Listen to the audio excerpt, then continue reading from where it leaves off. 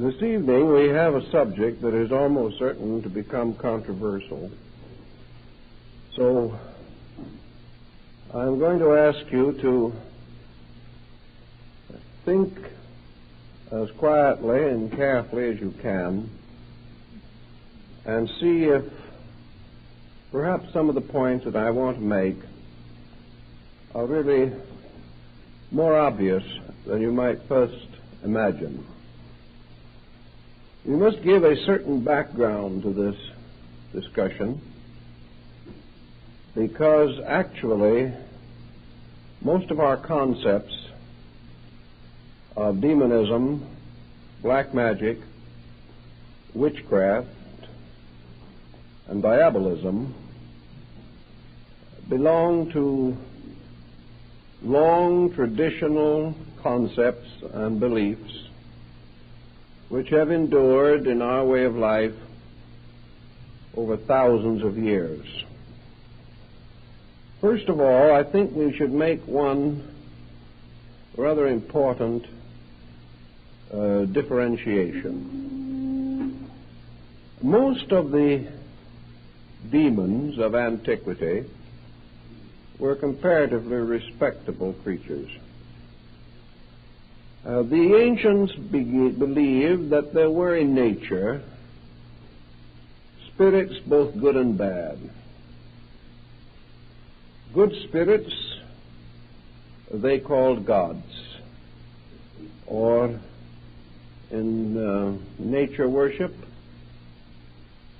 kami, or elemental beings. Evil spirits they regarded as more spiteful and malicious by their natural intention. And these two orders of invisibles were used to explain a variety of natural phenomena. When things went well with man, he was grateful to his gods. And when things went badly, he propitiated his devils. For he assumed at an early time, and apparently quite sensibly, that God and the subordinate deities that attended the Supreme Being could not be the cause of evil. Yet as a mortal physical creature, man experienced certain disasters which he called evil. He found himself plagued with circumstances destructive to his happiness, his health, and even his life. He had to explain how it was that a good God ruling over a good world could produce destructive situations. To meet this need, orders of beings subordinate to deities, but still by nature malicious, were conjured into reality. Perhaps man copied this concept in turn from his own associates in this world. He discovered what we all find, that some of our associates are nice people and some prove treacherous or destructive. Some of our friends are faithful and others faithless. It appears that certain phases or aspects of our way of life are protective and others are destructive. And today we explain these differences on moral or ethical or cultural or legal grounds, but still we are faced by these two parallel lines of occurrences, one helpful and the other hurtful. Going back over the history of primitive demonism, we note that nearly all of the so-called destructive forces were regarded as entities in themselves. They were sprites or mysterious little beings of nature capricious and malicious. But they operated almost completely according to their own natures. They afflicted or burdened people because apparently they enjoyed doing these things. Irish folklore is full of mischievous beings who seem to like to play pranks on innocent mortals. Most of these older demons, therefore, were an order of life, just in the same way that the various Greek divinities originated in some region of their own, had their own way of life, and only occasionally came into contact with mankind. This contact could also often be altered. Malicious spirits could be made at least temporarily friendly by offerings and by various gifts and by propitiations, as they were called. It did not seem to occur to these older peoples that these spirits were other than what they seemed to be, some kind of a hierarchy of entities, inhabiting their own worlds and coming in contact with man only on very rare occasions. The second type of spirit that was regarded as hurtful or harmful was the individual who died with great evil or great hate in his heart. If we wronged someone terribly and he died, we conceived that he might haunt us. Perhaps this haunting was mostly the voice of our own conscience. We may have realized that this person went out of this world injured by us, and that perhaps had he a survival after death, he might resent this injury and continue to avenge it from the other world as he might have liked to do it from here. So we have this kind of spirit being, the souls of the unhappy dead. This more or less exhausted the Greek concept. The Greeks were never particularly devoted to demonology. They kind of liked life. They enjoyed nature. Their religion was a rather buoyant, festive kind. They would much rather live in a world filled with good spirits than with evil ones. Our word demon, however, has been derived from the Greek. But in the Greek form, demon, it did not signify an evil being at all. It simply represented a creature from another dimension who might have some contact with earthly affairs. Socrates had a demon, according to his own records, and this was a godlike creature who warned him of impending evil and harm and protected him on many occasions through life. So the Greek concept of the demon was very little different from their concept of the demigod, except perhaps that the demon was a little more available, was present upon requirement more definitely and more consistently. We have practically no records among the Greeks, for instance, that they ever tried to use one of their spirits to harm any other person. These spirits were protectors and guardians and friends. But there were orders of spirits that were by nature inclined to be malicious or meddlesome, but the Greeks generally handled those rather successfully by putting out a little bowl of food or offering a prayer or making some little promise that they would do a favor for the spirit if the spirit would be kindly to them. It was rather a childish state of affairs and never got very much beyond that point. Among Oriental nations, there is an elaborate study of demonism of all kinds. But I rather suspect that we have been somewhat over-influenced by missionary reports. I think the demonism of Asia was very much like that of Greece. I know that today in Asiatic countries there is very little fear of evil spirits. Even where they're believed in, they are not regarded as being particularly dangerous. Japan has its little oni, its little goblins, but if you want to get goblins out of the house for the year, all you have to do is throw some beans at them at the Setsubun festival, and they depart for the rest of the year. They're really not very tenacious or especially difficult. I saw a book of Japanese paintings not long ago called Recreations of Hell. It was a delightful little thing which would indicate that the oni, or spirits, were more or less unionized or something of that nature, and that in their spare time they went fishing, had picnics, and gathered in some quiet bamboo grove and drank sake together. This seemed to be about their principal activity. Now, in almost all countries where Buddhism has been introduced, we have the same consistent story, namely that the Buddhist teachers immediately converted the demons. Demons just didn't have a chance where Buddhist missionaries went out.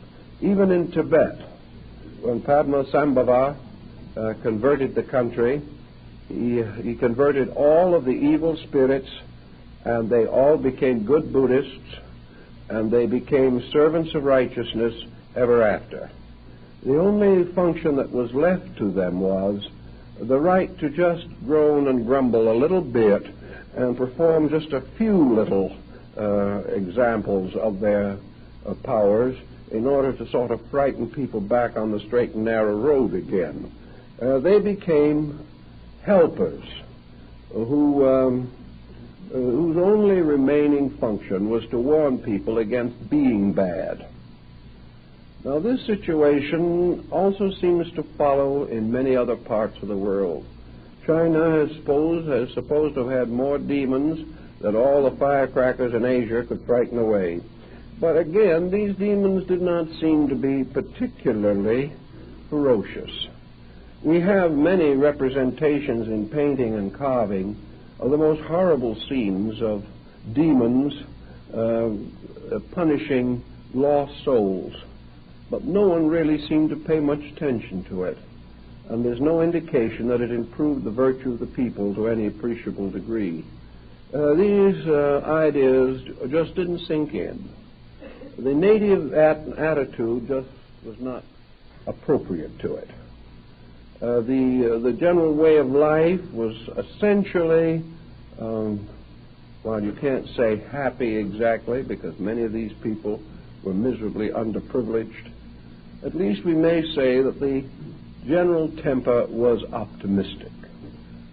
People wanted to believe that good things would happen not only in this world but the world to come. And they also had a deep conviction that whatever their religion was, that their prayers and their mantrams and their various teachings would ensure them against being very deeply plagued by any sinister force. In none of these older countries do we find a kind of demonism in which the demon can stand against God. There is no possibility of rebellion on this level. The demon is a nuisance, principally, represented as perhaps having some minor right to plague unfortunate humans, but even the demon himself rather inclined to repent of his evil ways and depart with very slight encouragement. Actually, I think the Chinese, most of these people, were more afraid of ghosts than they were of demons. Our philosophy in the West, however, seems to have from the beginning developed a rather neurotic attitude on this subject. In both the Old and New Testament, demonology seems to play a very real and significant part. And then as we went along through time, particularly in the Dark Ages, demons became very terrible sources of negative belief. They plagued everybody. The early Christian missionaries enlarged the population of the infernal region by populating it with all the pagans and all their divinities. This made it a rather congested area. Furthermore, the early church developed some very aggressive attitudes about how easy it was for a human being to lose his soul. He hardly had to do anything except miss one Mass and he was in trouble.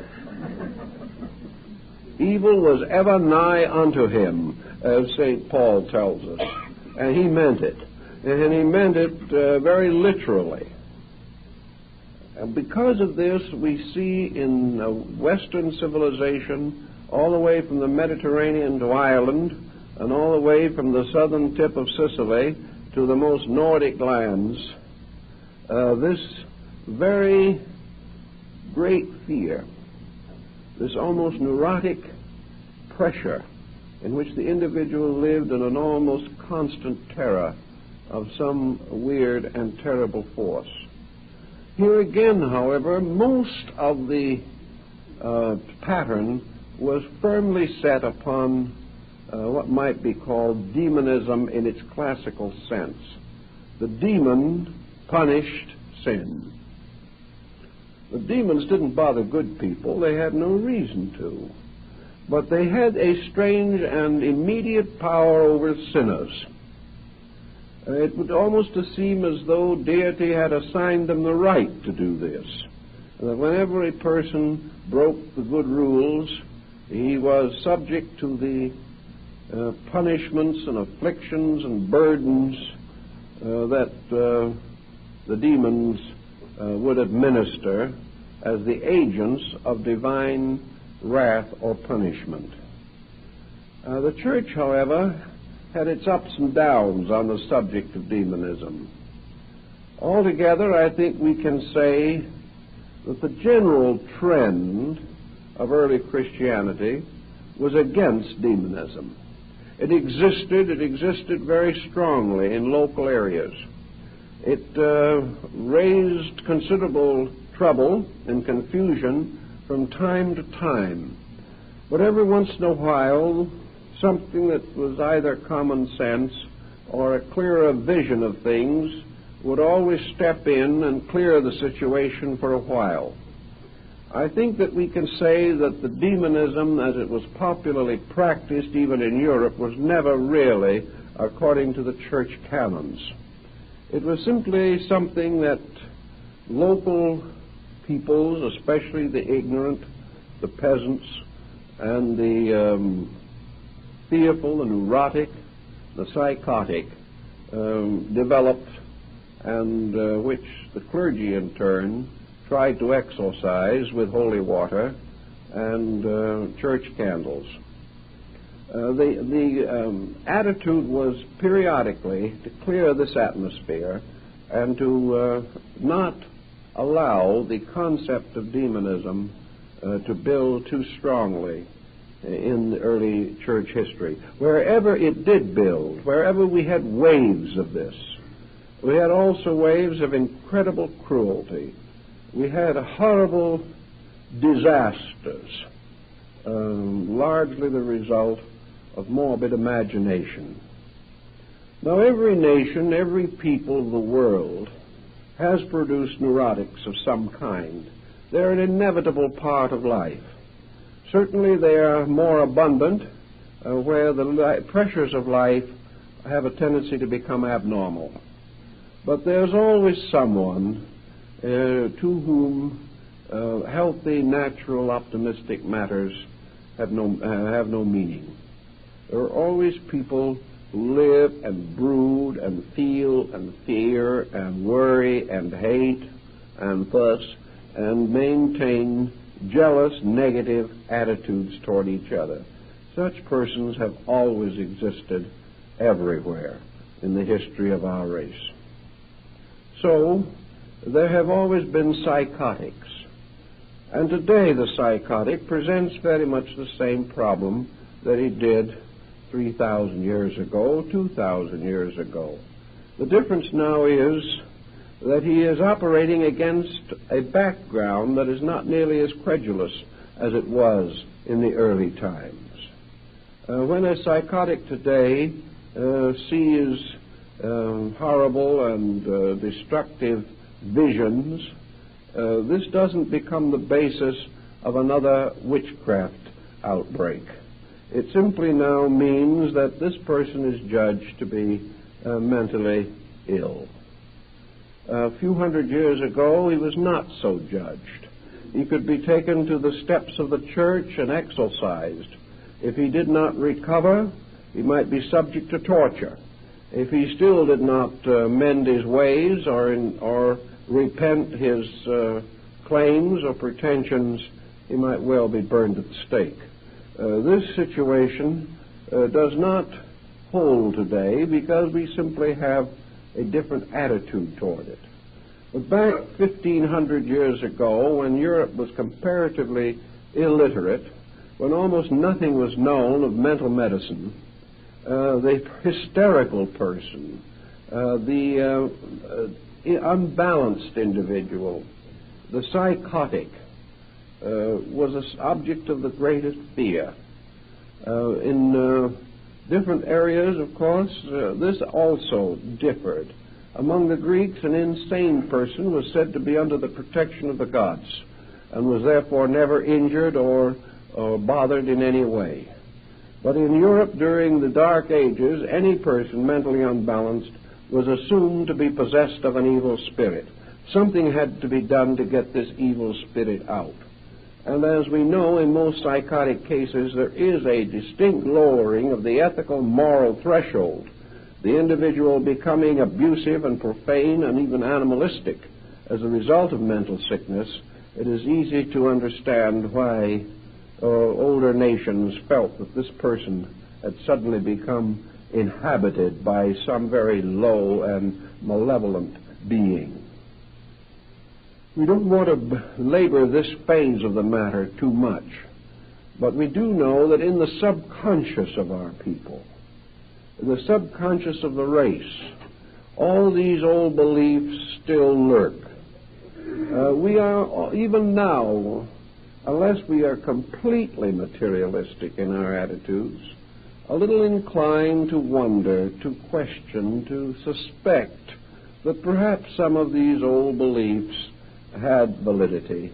Perhaps somewhere around there is something that does have a forked tail and horns that might cause embarrassment at some moment. This belief, because it has come down to us, and because it has survived in many primitive areas of society, even today, requires or suggests considerable thought. First of all, we know that in modern society, demonism as it was practiced or held to be true in ancient times is now almost totally reserved to so-called backward peoples. It is still largely found in isolated, underprivileged areas. It is found among people who are comparatively illiterate, whose advantages in life have been few, who have been strongly introverted into patterns in which their tribe or their family or their community has been spirit-ridden and ghost-ridden for ages. It does not appear too often in what might be termed a level of higher mental attainment. It is limited to primitive areas which should give us some idea as to the real state of the matter. Now, in more modern times, during what has been called the Middle Ages, there appeared another problem that really does not stem from real, honest, good old-fashioned constructive demonism. It is a different brand of this belief, and it has been called diabolism. And diabolism, or black magic, as it has gradually come to be known, indicates or holds the concept that of two things. First, that evil spirits naturally existing can be controlled or brought into the service of a magician, as in the case of Faust, and that this evil spirit will do the bidding of his master for a certain length of time, sign a pact with him, perhaps sign it in blood. In the European museums and libraries there are a number of these original pacts neatly signed in blood. These pacts bound an evil spirit to man for a time. Usually the pact ended by the evil spirit receiving in payment the soul of the magician. This is the classical pattern and is found in many old works on demonology. But during the duration of the pact, this demon was forced to serve his master, to do anything that his master wanted him to do. Now, in a great many of these old books, we find a very interesting line of thought, which seems to indicate that the demonism actually did arise from older beliefs. For we learn that these demons that were bound by pacts really had no interest in hurting anybody. They were not out trying to make the magician do evil things. Mephisto did not have the slightest interest in advancing the whims of Dr. Faust. Mephisto lived in an entirely different kind of world of his own. As the demon, he represented a debonair personality, worldly wise, sophisticated, and attained in all things. To him, Faust was no one but a child, an infantile ignoramus, perfectly willing to sell his own soul for a few years of glory and a little wealth or the fulfillment of his own desires. And as Mephisto himself tells us, he hasn't the slightest interest in Faust's desires. But because of the pact, he is his servant for the duration of the bargain and must do as he is told. In fact, in a few instances, Mephisto actually intercedes and strongly recommends that Faust not do some of these evil things, which are senseless, meaningless, and purposeless. So in the demonology, it wasn't a case of a demon taking great joy in injuring people. It was a bored demon who had no interest in humanity, who didn't care whether humans lived or died, because he was no part of them. They were not his region, they were not his world. But he had made a bargain, he had signed a contract, he was, so to say, an apprentice to the sorcerer for a while, so he did what he was told and waited patiently until he could inflict final punishment upon the sorcerer himself. This type of diabolism, again, doesn't quite meet the thinking of most people of today.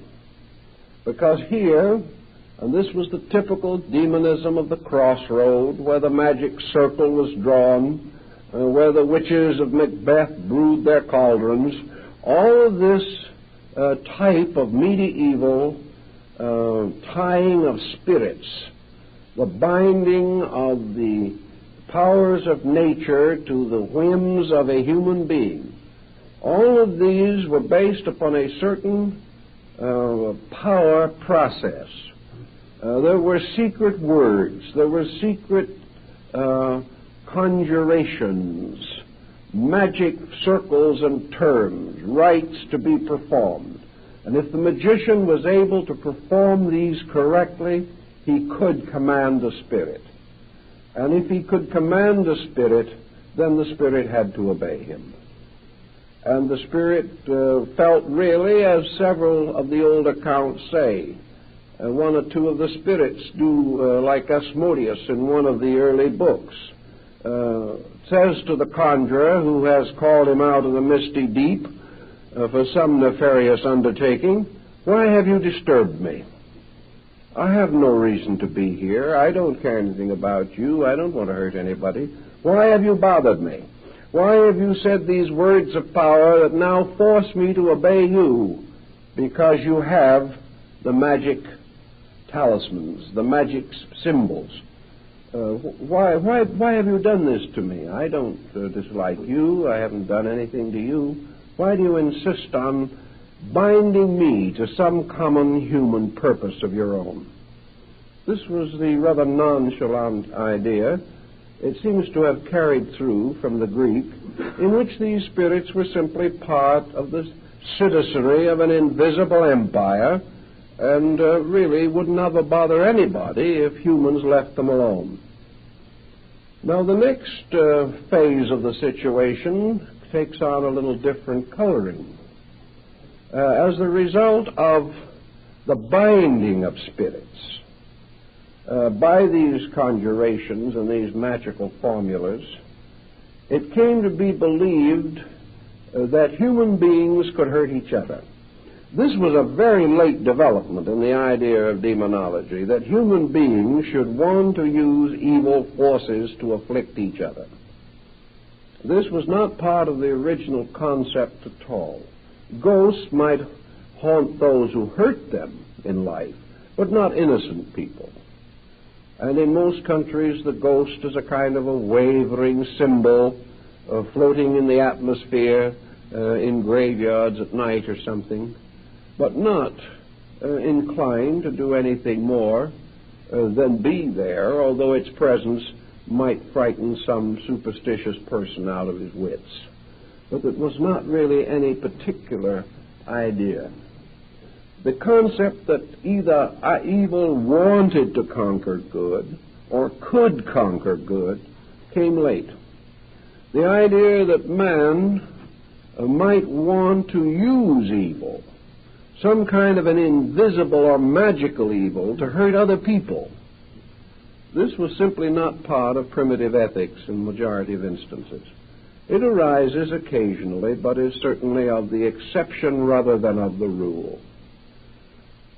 But once we began to believe in witchcraft, once we believed that human beings could make pacts with demons, or could develop within themselves some evil force, could pervert their own natures, and begin to burden us with their perversions, like the witches of Europe riding on their broomsticks to the Sabbath on the Brocken, that human beings themselves voluntarily and of their own inner conviction chose to become evil, chose to hurt or destroy other people, and sought in long and difficult processes to discover means by means of which they could bewitch or haunt, or in some way from a distance plague or hurt normal, innocent folks. Antiquity had very little room for this concept because it simply did not believe it. It believed that the so-called spirits could exist. It believed that evil people could do evil deeds.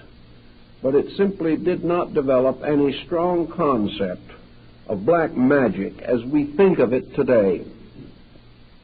It was outside of the grand concept of life which these people held. And they would not permit something to be believed that did not fit into the great theory of the kind of world they lived in. And with the exception of very primitive people, there was no general group in society that believed that the world was created for the purpose of perpetuating evil, or that evil had any chance of conquering good. In the long, difficult picture of things, even in the Mazdian faith, evil had no real power to ultimately achieve victory over good.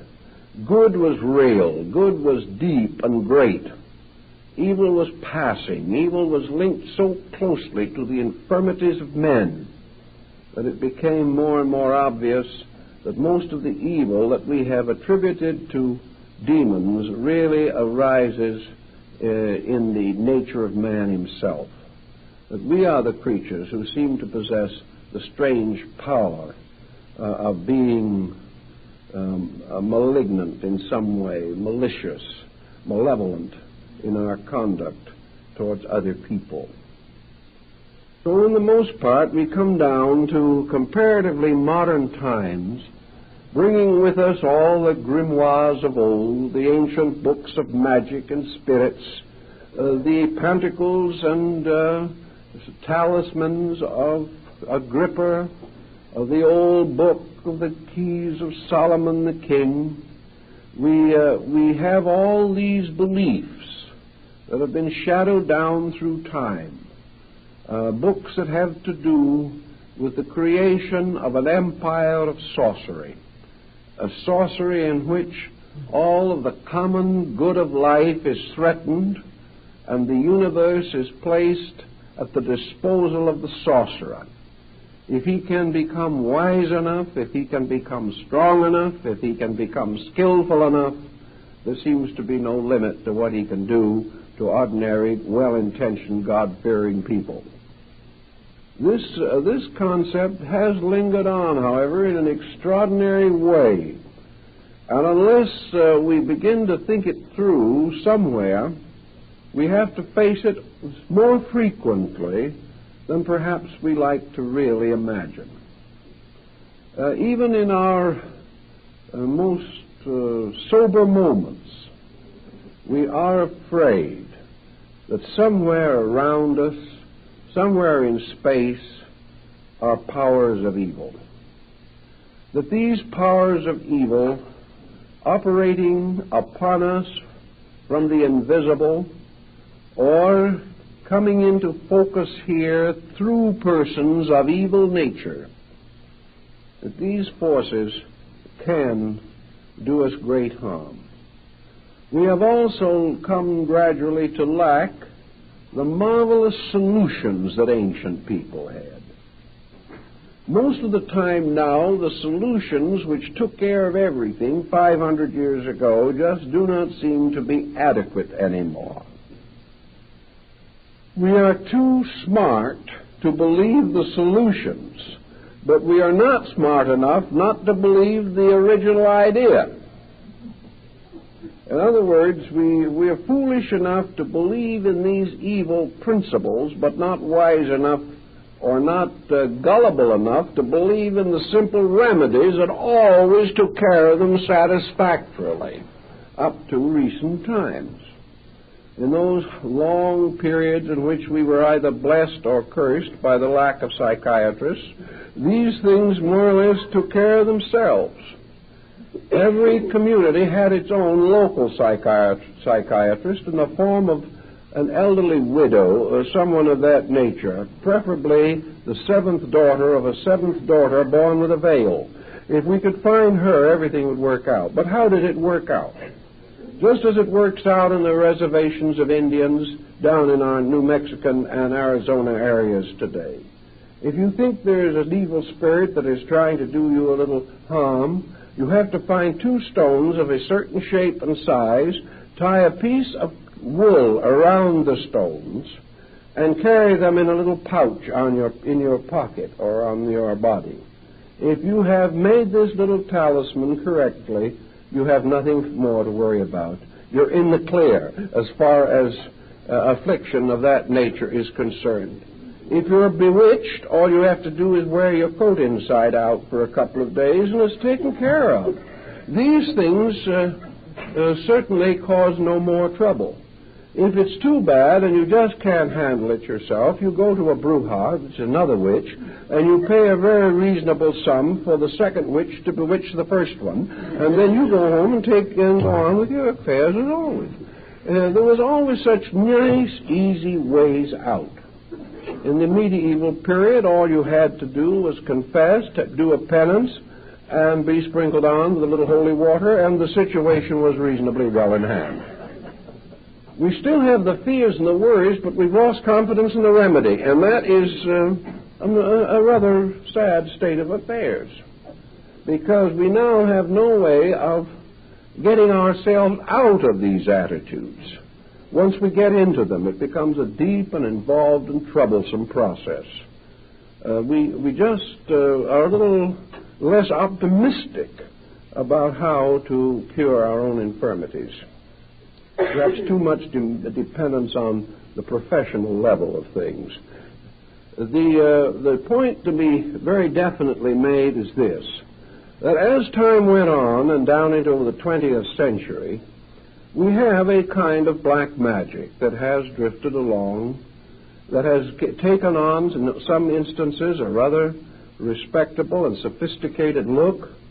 The old sorcerer with his pointed cap and long black robe covered with stars has vanished. We have now what might almost be termed the mental magician. He has taken the place of all these other things. But we do still believe that people exist who want to hurt us. We also believe that there are certain persons who can hurt us. And whether this hurting is done by means of chaining a demon, or whether it is done by the natural orneriness of the magician himself, makes very little difference to the sufferer. He actually believes that he is in constant psychic or spiritual danger due to the malicious intent of someone else. Now, that this should be a belief is quite understandable. Our so-called level or veneer of sophistication is pretty thin, and beneath the surface of our so-called mental advancements and attainments, there is still very much of the primitive and very much of the frightened. We all live very largely influenced by fear. And fear is a mysterious thing and is most deadly and most dangerous when the object of that fear is most difficult to isolate or distinguish. Blind fear is the most terrible thing of all, because there's no way you can open your eyes for it. It is simply there as a terrible compulsion to terror within yourself. And nothing that man has ever developed in the form of sophistications apparently can touch this basic atavistic anxiety which is within him. So we are all born with it. We all have to struggle with it, and we all have to solve it much as we solve every other problem in life, mostly by common sense, also by building positive beliefs or convictions that are larger than the negative ones. If we would sit down quietly by ourselves, perhaps, and think some of these things through, we would be forced to make decisions. But by the time we are thoroughly frightened, we are in no mood to make decisions. The immediate terror is greater than any judgment that we can be expected to focus on the situation. So the same problem that answers ignorance in every other form must be applicable to this form. The only answer lies in the individual developing within himself positive resources of understanding and insight that simply will not permit him to take on negative and essentially destructive attitudes. And whenever in the history of civilization men have followed strongly after constructive beliefs, demonism has faded out. Whenever these beliefs were themselves compromised and men fell back again upon their terrors, demonism increased again. Therefore, we are reasonably certain that wherever the individual does develop inner resources, he is able to protect himself far better from blind fears. I think that in this particular problem, of course, philosophies such as the Platonic philosophy of Greece and the Buddhistic philosophy of India are of the greatest practical help. Because the individual, if he has some kind of a basic philosophy upon which he can lean, will have a tendency not to fall so quickly into a completely chaotic and unphilosophic point of view. Most students, for instance, of mysticism, metaphysics, and esoteric sciences and arts in the United States now in this century believe essentially in a universe that is ruled over by proper, orderly laws. Most mystics and most of those persons who by nature and temperament might possibly come under the pressure of too much belief in invisible forces in life, most of these people claim sincerely that they believe in a good God. They claim one of two things: either that God is good, or if they're rank materialists, that God does not exist. And if God does not exist, and there is no purpose to the universe, then we have no reason to suppose that evil exists either, because if there is any enduring principle, there is no doubt from all of our observation and reflection for thousands of years that this principle is essentially good.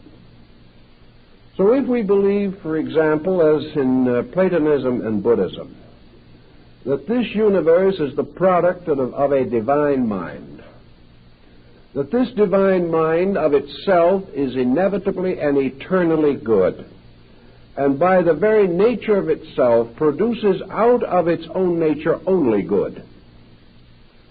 If this universe, therefore, is a product of divine consciousness and is ruled over by just laws, wherein all the heaven and earth of justice is their place for psychic plaguing of one person by another, something has to be wrong in the picture somewhere.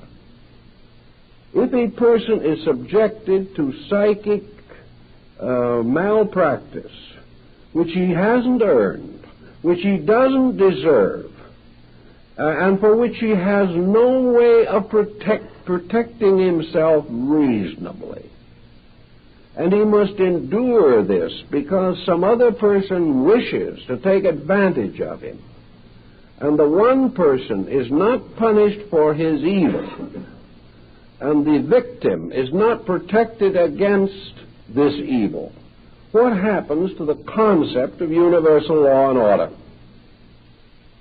Well, the answer of the afflicted person usually is that the universe of law and order is a long way off, somewhere in space, and the difficulty of the moment is right here. And this is considered to be irrefutable. But the more we think about it, the more we realize there has to be something wrong with the picture. We have to realize that if it were true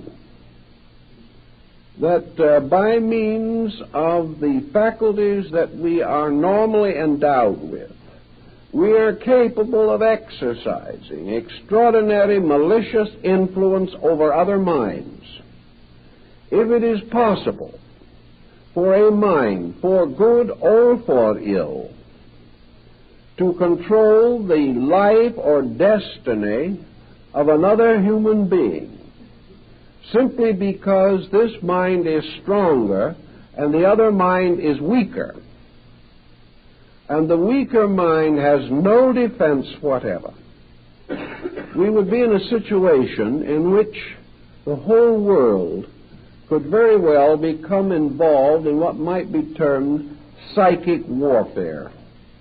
We would have no out for this situation.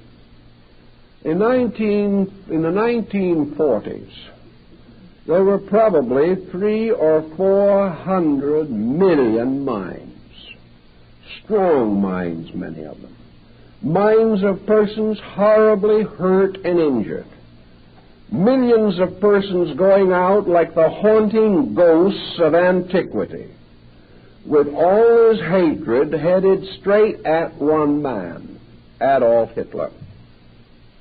And yet it took the combined armies of the Western powers to finally bring this man to his end in a bunker in Berlin.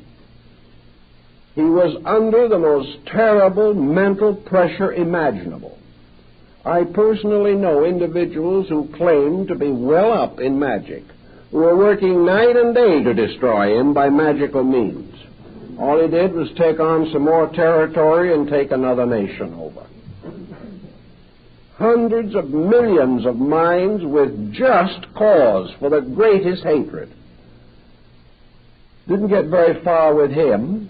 What finally got him was himself. The same might be true of Mussolini. The same was certainly true of Joseph Stalin. The probabilities are that almost as great an amount of hatred was turned against Wilhelm Hohenzollern II, who passed a pleasant and quiet old age in Holland. Why? If one individual can, by means of mental suggestion, destroy my life or your life, how is it that they can never seem to get the fellow that needs trouble the most?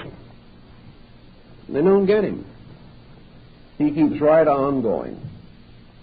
And the reason why he almost certainly keeps on going is because he doesn't believe that these other people can do it. He is so sure of himself. Hohenzollern with his me and Gott. Hitler, the man of destiny. Napoleon, the man of destiny. It was their own arrogance, their own conceit, their own stubborn unwillingness to listen to anyone else that finally destroyed them. But the sorrow, the pain, the agony of minds did not do it. The prayers lifted up against these tyrants did not seem to operate very effectively. And yet we like to assume that these same forces that cannot touch these men, even when augmented several millions of times by concerted thinking, that one lonely character of uncertain mind can destroy us. Actually, we have to re-evaluate this entire situation. And it is a little difficult to do because there are things we so desperately want to believe. And there's nothing that we want to believe more than that which we see, that which we hear, and that which occurs so directly and intimately to us that there seems to be no possible way of evading or avoiding the situation. What we see that happens seems so factual that we cannot escape it. Now, in Buddhist philosophy, we have these repentant onis, miscellaneous secondary demons, who more or less finally went to the robe and became good Buddhists themselves. And what do we have as the answer to the rest of the problem in Buddhism? There is one thing, and that is perhaps the most important key to all. There is one legitimate cause for the individual to be in trouble, and that is karma. Now, karma is not a monster. It is a good law, absolutely necessary to us. But like the Mio of China and Japan, the ferocious-faced deities were always smiling in a kind of a wicked, sardonic way, as much as to say, I shall have you for breakfast. These Mio, or Fudo Mio, represent karma. They represent the inevitable power of retribution. And to the Eastern way of thinking, karma is this thing which is itself a divine good appearing to us in a horrible and destructive and unfortunate and unpopular appearance. In both Platonism and Buddhism, an individual has to be in need of some type of punishment, or it doesn't come to him. He has to experience that which he has caused.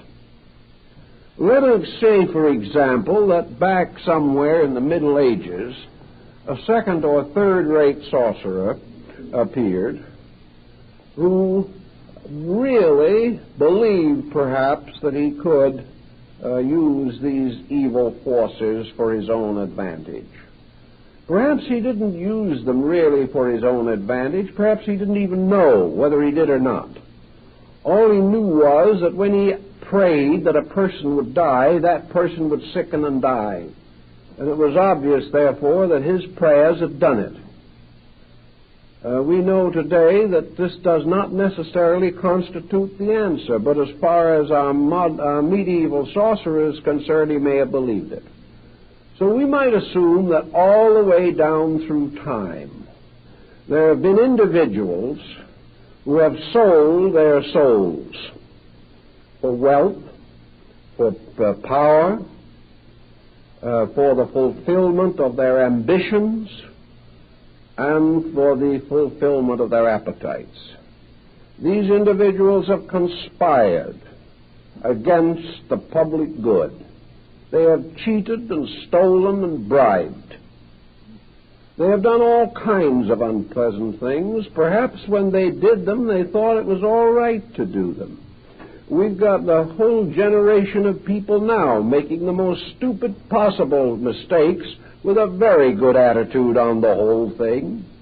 I've talked to people recently who have admitted frankly that they see no reason why they should not get the last dollar they can, no matter who they take it from. The problem is now you're respectable if you get the dollar. How is no longer a problem or a question.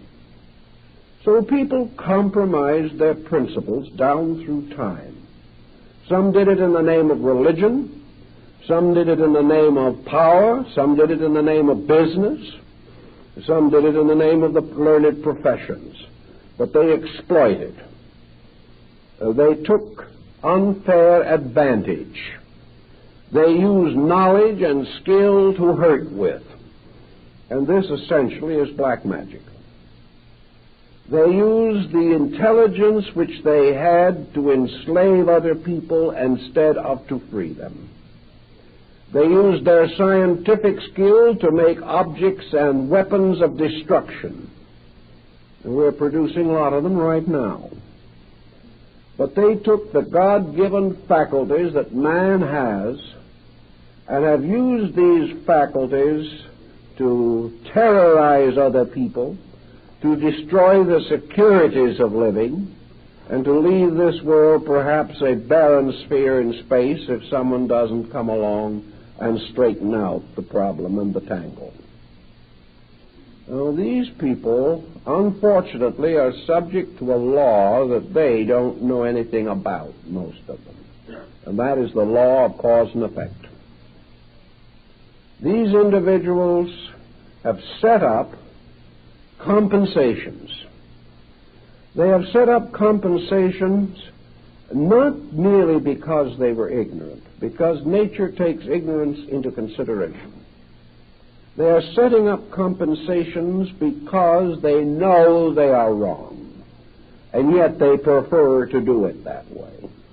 Every time we get mad at someone, we know we are wrong, but we keep on doing it. And after a while, we have a thrombosis, which is the way nature catches up with us.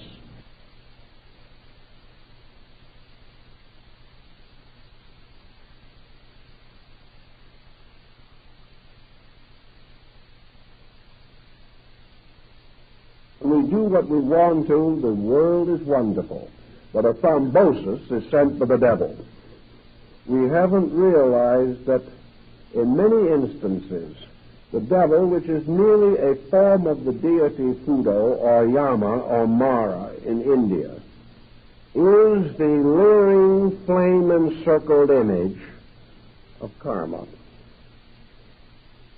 The natural ills that we have done coming back to us.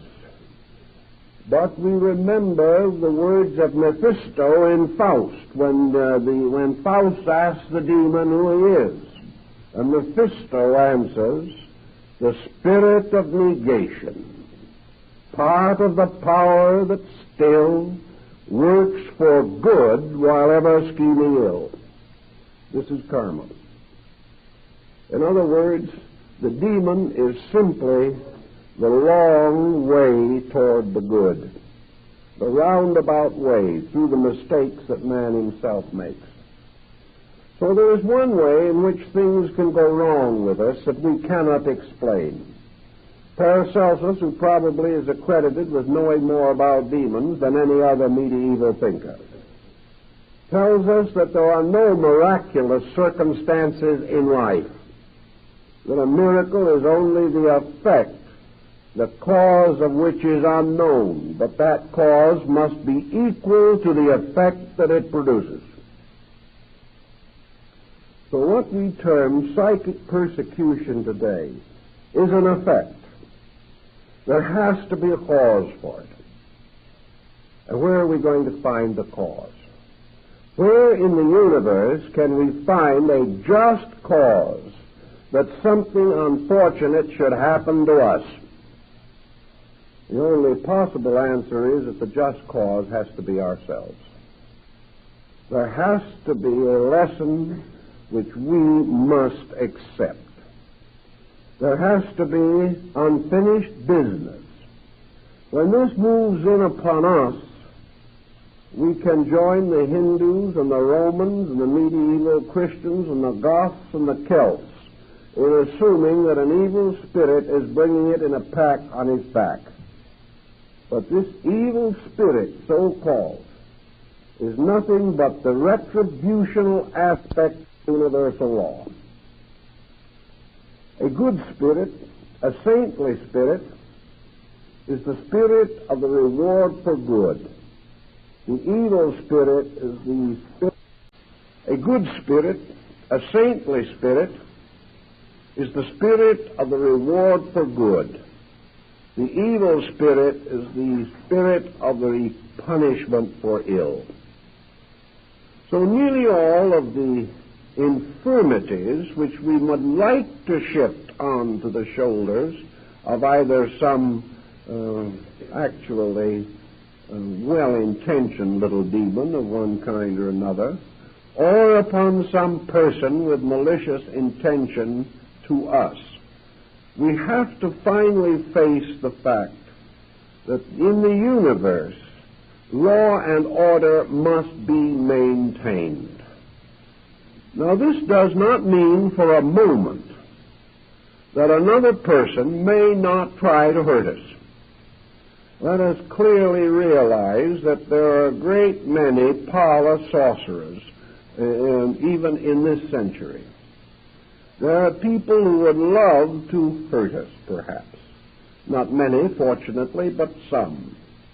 There are certainly individuals who, disbelieving our principles, are praying to God to punish us.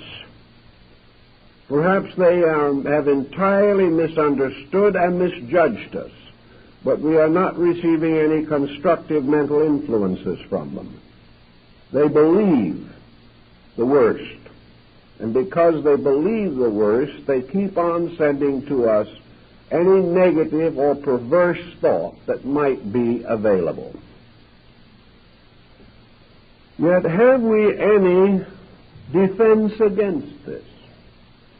How are we going to defend ourselves against persons we don't know, perhaps, certainly whose location we could not find, whom we cannot take into court and charge them with some malicious mischief? Persons who perhaps we have gradually come to fear with such an intensive terror that it is destroying our own rest and sleep.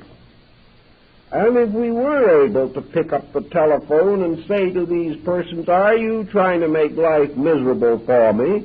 quite possible the individual would answer, "Yes.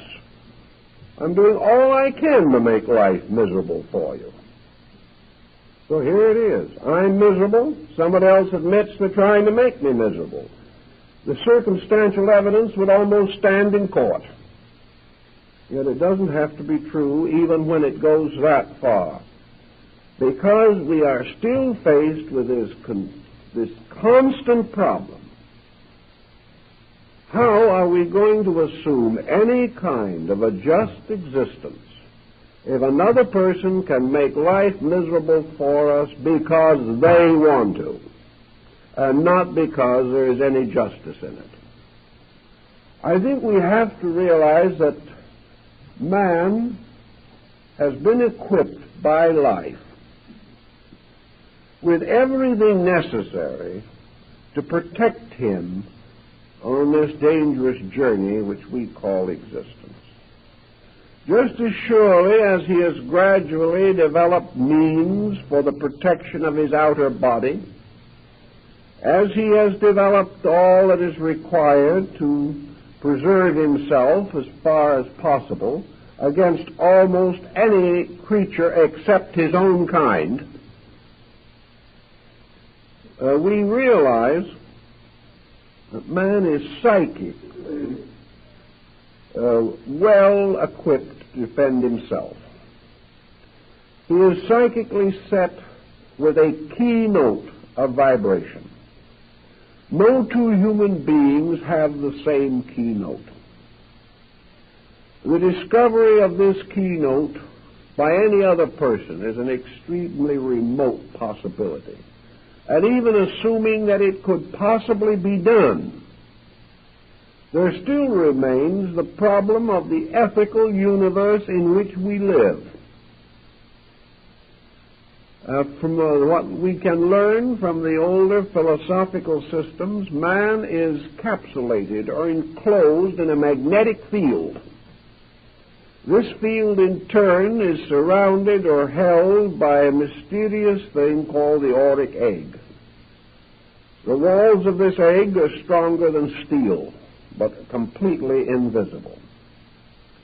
Against this field, any bacterial organism, anything of this nature, has almost no chance whatever of making any inroad upon man. In fact, nearly always, any individual who suffers from a bacterial or germ infection or contagion does so because primarily the germs are already on the inside of this situation. We are carrying all these in our own bodies, and they are coming out into victorious manifestation because of mistakes that we make in the maintenance of our own economy. If we allow ourselves physically to run down, the germs take over. If we build up, the germs retire. Nature has provided us with a most extraordinary defense mechanism. And this mysterious mechanism extends also into our psychic lives. If we can assume an honest person owing no psychic debt to anyone, living a constructive life, and free from any immediate pressures of karma, if we assume this person and assume that they are a well-integrated individual, I think we can at the same time assume that so-called malicious psychic persecution is impossible for that person to suffer. Something has to happen to break down the natural defenses of the individual. And these breakdowns are the real cause of the whole problem. Somebody who wants to use some mysterious ability to injure us can turn that ability in our direction. But if we are not a proper receiving station, it goes right back to the original sender and causes more trouble than it can ever cause us. Because always the sorcerer, finally becomes the victim of his own sorcery. He is setting up negative karma in himself, and this karma will destroy him more rapidly than a bullet. So no matter what he wants to do to somebody else, all he can do is destroy himself. The answer as far as this affects us lies in a number of secondary situations which seemingly have a strong bearing on this matter. One of these secondary situations that I'd like to particularly mention is that there seems to be a proven and demonstrable fact of thought transference. In other words, we are unable to disprove and have no desire to disprove that the thought of one person can be communicated to another. I think we will find as time goes on that this power will increase with man, and that in time it is very possible that the principal form of communication will be by thought transference. Thought transference, however, is only another step beyond radio, television, and the telephone. It began with the telegraph and perhaps smoke signals long, long ago. But when the telephone was invented, we did not have a wave of psychic persecution nor an epidemic of sorcery. We have not had it with television. We've had several forms of negative thinking, but we haven't had any evidence that the fact that I can pick up a telephone and talk to you is any indication that I can hurt you. At least I can always assume that if you don't like what I have to say, you can hang up the phone. Also, there is no reason for you to do anything that I say, regardless of what I say. I can look at you and say I am the ghost of the pharaoh Ramesses the Great, and I'm paying 10 cents to send this phone call directly from Cairo, and I expect you to do what I tell you to. And in the majority of cases, the receiver will hang up. There is no reason, there is nothing to indicate that thought transference is a legitimate basis of mental persecution. The fact that a thought can get through no more means that the person who receives that thought is vulnerable to some negative force than it would be if he picked up the telephone. Thought transference, it is true, does come into us, perhaps in a rather mysterious way. Sometimes it is not completely obvious how it arrives. We awake in the morning with a sense that we have received a message. We may perhaps seem to hear it in the air around us. Perhaps it is only a mental impression, and we have a strong feeling that something is happening to a person near us or one with whom we have concern of some nature. Tragedies to loved ones, danger to family and children are very frequent causes of this thought transference, and it is quite frequently associated with the death of a person at a distance. I have gone over hundreds of these stories and records. They are on file in many groups and appear in many books if you want to spend the long time necessary to dig them out. But I haven't read one account in which this kind of thought transference carried with it any overt moral persuasion to do anything. At the time of the death of Lord Nelson, Lady Hamilton received at the moment of his death the clear impression of his death. She knew that he was dead. But this was not accompanied by any effort on the part of Nelson to indoctrinate her with anything, hurt her, injure her, or over-influence her. It was just the spontaneous pressure of a great desire to communicate. Now, most of your thought transference has practically no normal vicious associations. Telepathy is not a proof that one person can hurt another mentally. Even presuming, which is difficult because usually in cases of telepathy, there is a very strong basic rapport between persons involved. But even presuming that an individual with evil intention was able to send a thought of a destructive nature, it still must pass through the consciousness of the receiving person, who has at every step of the way the right to resist it, the right to deny it, the right to declare it invalid and unsound or evil, and therefore to refuse it or to decline it completely. There is no way in which this can be prevented unless, of course, the person who receives it secretly wants to do what this thought implies. But there is very little probability of transmission on this basis anyway, because we find always that the necessary rapport is sympathy. Hatred is no ground for sympathy. Evil is no ground for sympathy. There is no sympathy between an evil person and a good person. Therefore, the sensitivity necessary for normal communication simply is absent.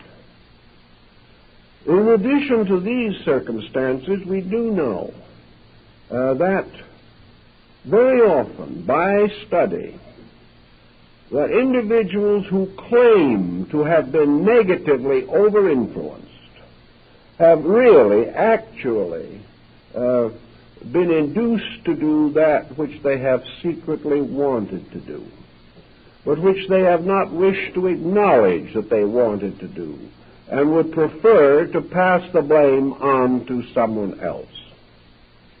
If we want to assume for any reason whatever that in spite of all these situations, there still appears that we are subject to some kind of negative, destructive force, then I think we should give two areas very definite and complete study and consideration.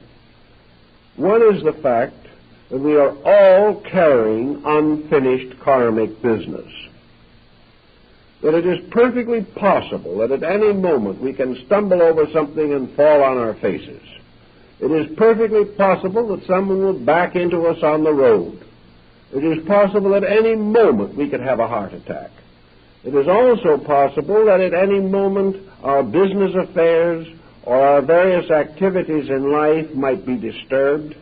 It is perfectly possible that our children will not be sympathetic, that we will have friends alienated, that we will suffer many kinds of personal, psychological, physical, neurological infirmities. These are quite possible. No sorcery is necessary in cases of this kind. And this is particularly true where the individual is introverted, hypersensitive, highly nervous, worrisome, or potentially neurotic. Thus, looking around desperately for an explanation for why something happens to us, it is not necessary to have this other sorcerer somewhere in the background as the probable cause of the trouble. It's not impossible that somebody might like to. There are groups in this country at the present time that are teaching various genteel forms of sorcery. They are teaching all kinds of strange beliefs. Some of them are very secret and very strange. Even in New York at the present time, you can buy in open stores various preparations to be used for magical purposes to overcome your enemies, to create love filters for various reasons or other. And as I think I have mentioned here before, you can buy what is commonly known as the 2-pass powders, by means of which you will be guaranteed to throw 2 sevens in a game of dice. These things can be bought today and are sold in great quantities to people who certainly should know better, but never will. It is quite true there are groups, and one of the things that these groups do, which leads to a great deal of trouble, is to bind their followers with oaths and obligations, warning them that if the follower ever leaves the organization or fails to do what he is told, he will be the victim of the most horrible punishments, that the most malicious forces will be turned against him, and that he will just be made as miserable as he will permit. This is actually done. And it is done by groups that claim to be overflowing with brotherly love and Christian fraternity. It is also quite possible for an individual who finally leaves such a group and has this in his subconscious to assume that his difficulties from that time on are due to this persecution. There are also groups that teach various kinds of development exercises, and do it all the time, by means of which the natural nervous system can be very seriously disturbed. The problem can involve a great many different practices which are essentially harmful to the normal function of the body, and may consequently set up situations in the nervous system that can lead to exaggerated psychic phenomena, hallucination, and things of this nature. There are also groups that are every day actually teaching various forms of auto-hypnosis, assuring the followers that these are advanced courses in yoga, when all the individual can ever get of a yogic nature is what he hypnotizes himself into believing that he has got. This is going on every day. And a certain type of individual will always fall for it.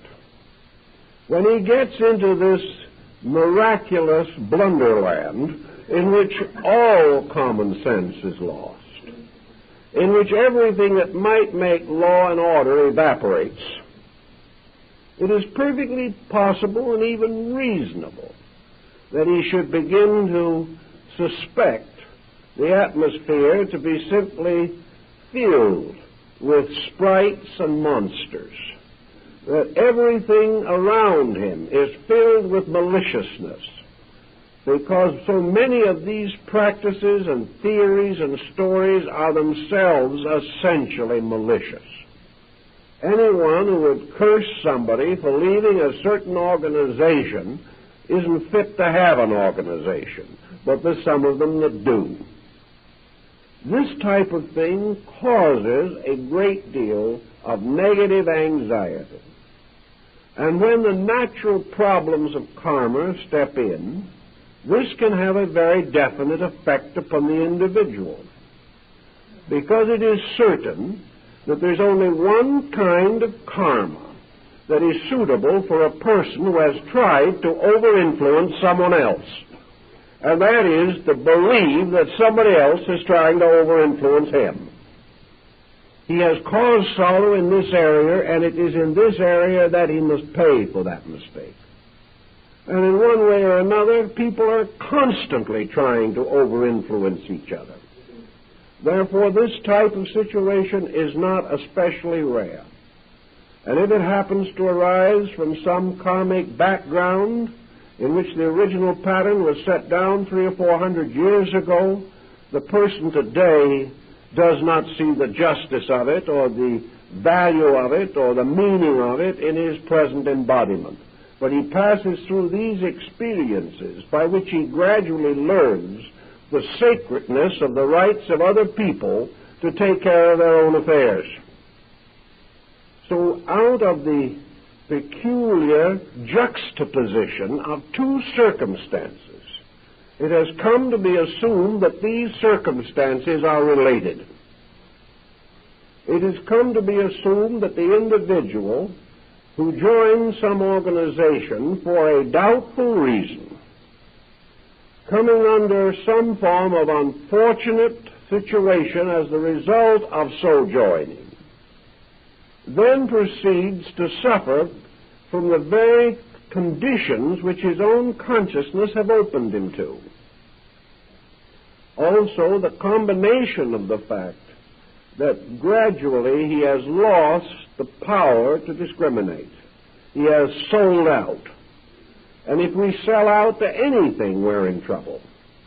If we sell out to a political party, the country's in trouble. If we sell out to some theological sect, it may finally compress us and limit us until it destroys our value. Anything that we sell out to will turn on us and hurt us. So we have all kinds of things also that motivate people into various so-called esoteric situations. Probably one of the greatest and most common of these motivations is simply that the individual is looking for a reason to be alive. These people may be lonely, neurotic people. They're people who desperately want to be important, and to them all kinds of esoteric matters contribute to importance. The individual who has never been able to influence himself correctly will love to influence the rest of humanity. So these people trying to find interest in life, trying to find forgetfulness to their various limitations, trying to get new areas of influence, trying to buy their way into a valuable life, trying to develop powers which will enable them to accomplish mentally what they have no desire to earn physically. All kinds of strange motives, some of them too obscure to be discovered until perhaps long afterwards by the working of karma itself. No human being could discover them. But all of these negative motives, all of these unreasonable attitudes, all these sellouts, in which the individual compromises his principles for some concept of gain, all these come back. And it looks to the individual that the very persons with whom he has previously worked have turned on him. Perhaps they would like to, but they can get nowhere unless within his own nature he has broken down the patterns of integrity and opened himself to karma. Then the thing he is being punished by is not what the other individual is trying to do to him, but by the compromises which the person himself made, by which it might have been reasonable to assume that the other person could have gotten at him. But the individual is haunting himself. He is doing it in 1,000 different ways. And his old ego, which has been carried with him for many embodiments, is still struggling to unload its toxic load of karma. And if this load of karma in some time or other meant that we had tyrannized, and in some way we have to experience the payment for this, then we shall be the victims of tyranny. Whatever cause we set in motion, if somewhere in long ago we prayed the gods to afflict somebody else, we will sometime awake and think we hear someone else praying the gods to afflict us. I've actually had people come into my office here and ask me if I wouldn't pray for the death of one of their relatives so they could inherit his money. Now, that an individual like that should come finally to believe that somebody else is praying to get rid of them is nothing short of poetic justice. It is not a sign that the bottom is out of the ethical universe. It is not a sign there are no laws in nature. And there is certainly not a sign that good people can be the victims of bad people. Buddhism and Brahmanism and Hinduism all teach that another man can take our body. We can be killed. We can be shot. We can be stabbed. Or we can in time simply die from natural causes. Our physical bodies are vulnerable. They belong to this world, and they can be taken from us by the various incidents and accidents of life. But to all these systems, this is not important. Actually, the only thing that is important to man is the integrity of his own consciousness. While he is able to keep this, the rest of his fate and destiny are secure. There is nothing else that he need to fear. There is nothing that he can successfully fear. And there's nothing that fear can do for him except make him sick. Therefore, if a person finds themselves in this kind of a situation where they think that they are the victims of some malicious mental force being turned against them, let them always remember certain things. That whether such a force exists or not, the fact that we believe that it is doing this to us can do us the greatest harm. Also, most metaphysicians of even the traditional school tell us frankly and firmly, and have said so again and again, that if we change this believing, if we return only good for evil, if we return only strength against weakness, if we reply only in the most constructive way to any seeming circumstance which is incomprehensible to us, we are then, by every level, every count, and every theory, doing the greatest possible good for all situations concerned. In other words, if in the presence of some such a negative thought, we can simply go no further than to say that we still believe that there's somebody trying to hurt us, but that the only answer that we have is to bless that other person and to realize that as far as the universal principle is concerned, this person who might be trying to hurt us should be the object of sympathy. They're the one in trouble, not us. They're the ones who are in need of assistance.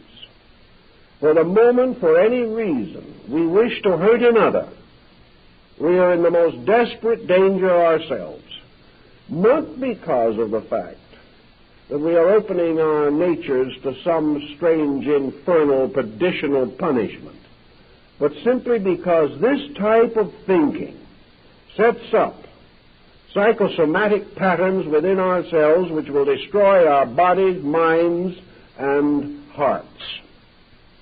So any individual who is anxious to do evil, desirous of exploiting anyone else for any reason, should be the object of our greatest and deepest sympathy. They are not big, strong people endangering us. They are little, weak people endangering themselves.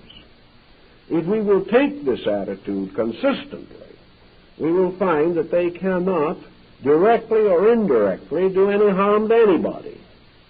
And the main point is that whether we believe they are doing anything to us or not, and whether in the course of time we discover that the whole thing was our own attitude and not anyone trying to hurt us, regardless of how we want to explain it, our own cheerful, constructive, idealistically, spiritually correct attitude at that time is our greatest protection and our greatest solution.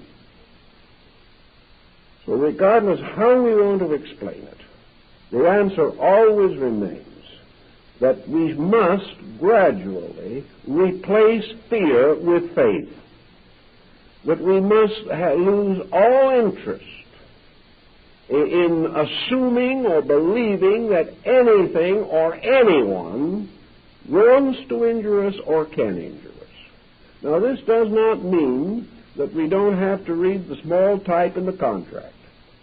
This does not mean that physically we are not subject to the common laws of the practices of our times.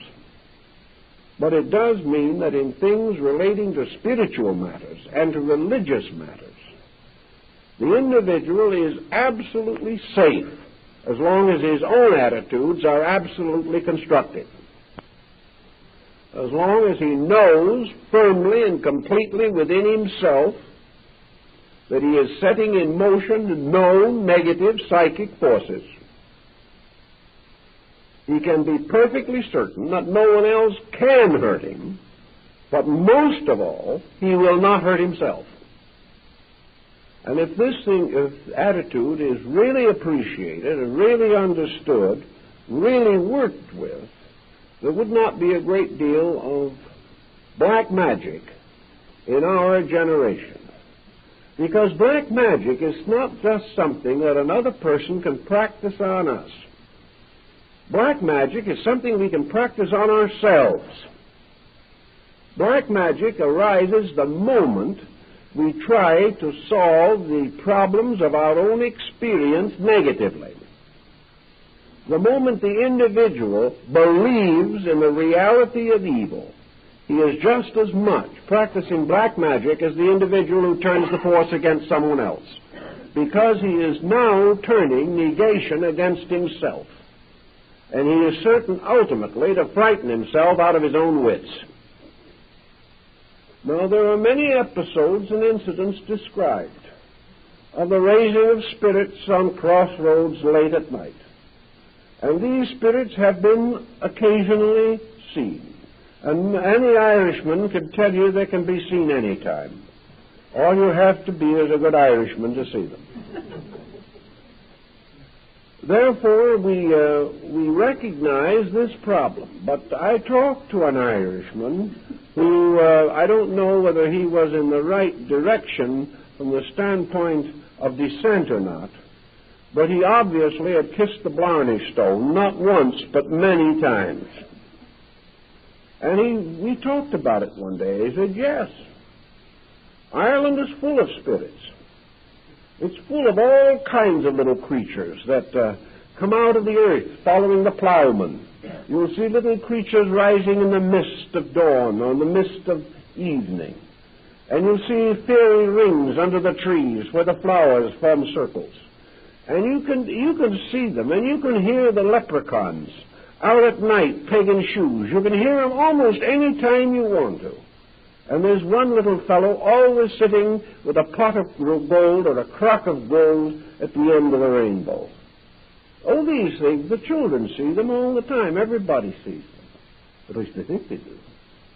So I asked this Irishman once, I said,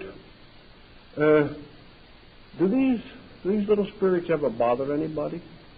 Oh, he said, be gone with you. Why should they bother anybody? Of course not. The only time they bother you is when you bother them. If you try to take the leprechaun's crock of gold away from him, he'll work magic on you. And he'll try his best not to let you have it. But if you want to sit down quietly and watch the little folks at play under the trees, they don't mind. They're very happy. In fact, they probably don't know you're there. So he assured me that unless somebody bothered them, they never bothered anybody else. And that's good Scotch folklore, and it's good Irish, and it's good even for the rather superstitious folks down on Sicily who have a lot of this type of belief also. But all these things, nobody bothers anybody unless we bother them. And it is the same in nature. The crock of gold at the end of the rainbow might symbolize worldliness and all the mysterious forces that contribute to it. When man is willing to destroy to get that crock of gold, then the spirits that guard it turn upon him. And there's a story in Germany that still the little Nibelungen people still guard the treasures of the earth. And you have to go to them And you can dig the treasure forever, but you'll never find it because they'll always hide it from you. What you have to do is to first of all convince the little people that you have earned it. Then they'll reveal it to you instantly. These are moral fables. There's no question about it. That the treasures of the earth really are guarded in some way. Like happiness and peace of mind and peace of soul. These things are guarded. And perhaps there are little spirits as the Greeks saw them, or the Roman lares and penates. And these little spirits are the guardians of things to protect man from ever having what he doesn't deserve. And they're wonderfully wise at it. And the man who wants wealth without earning it considers these little spirits demons, because they stand between him and what he wants. But everywhere the little people, according to the old legends, are kindly and friendly spirits.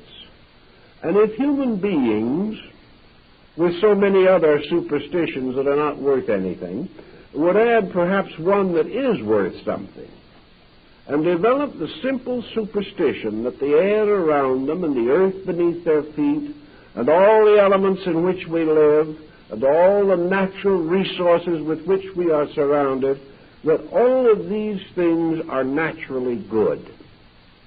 Whether we want to assume they have spirits with them, we don't know. That isn't important. But that whatever there is beautiful, is good, and is kindly. And the unknown and the unseen are only the extensions of this. That a thing doesn't suddenly become bad because we can't see it anymore.